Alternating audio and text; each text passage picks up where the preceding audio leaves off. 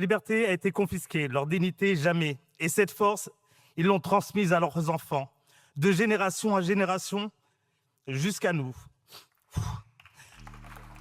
L'émotion, alors que l'Assemblée nationale française a voté ce jeudi à l'unanimité l'abrogation du Code noir.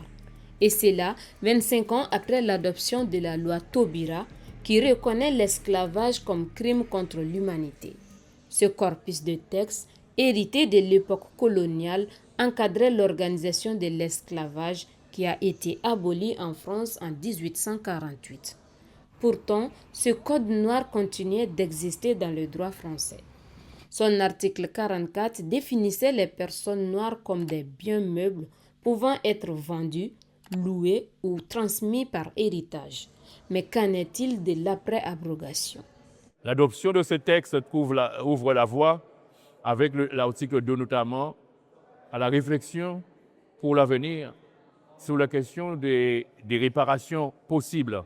C'est quelque chose qu'il faudra construire avec les politiques locaux. Il faudra construire également avec nos populations, non pas une réparation financière. Ce n'est pas ce que nous, socialistes, nous demandons une réparation en termes de politique publique. Dans l'éducation, nous devrions avoir compte tenu des indicateurs aujourd'hui. Ce texte a été porté par le groupe parlementaire Liberté indépendant Outre-mer et Territoire qui souhaite déposer d'autres propositions de loi.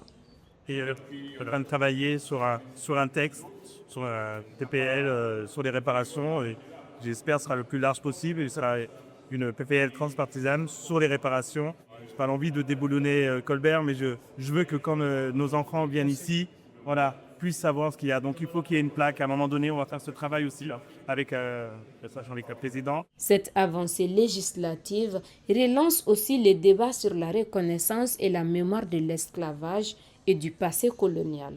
Elle intervient alors que la France s'était abstenue lors d'un vote à l'ONU qualifiant l'esclavage de plus grand crime contre l'humanité le 25 mars dernier. Il serait bien qu'il y ait un jour férié national et que ce jour-là, on se rappelle véritablement. Ce jour chômé et payé, on se dit, ce jour-là correspond à la traite des nègres, à l'abaissement d'une population, au rejet d'êtres humains. Et à cette époque, on a considéré qu'il y avait des gens qui n'étaient pas comme les autres, qu'ils étaient différents, qu'ils étaient des sous-hommes. Aujourd'hui, il faut aller beaucoup plus loin de ce qu'on a fait. La proposition de loi pour abroger le Code noir doit désormais être examinée au Sénat français pour être définitivement adoptée.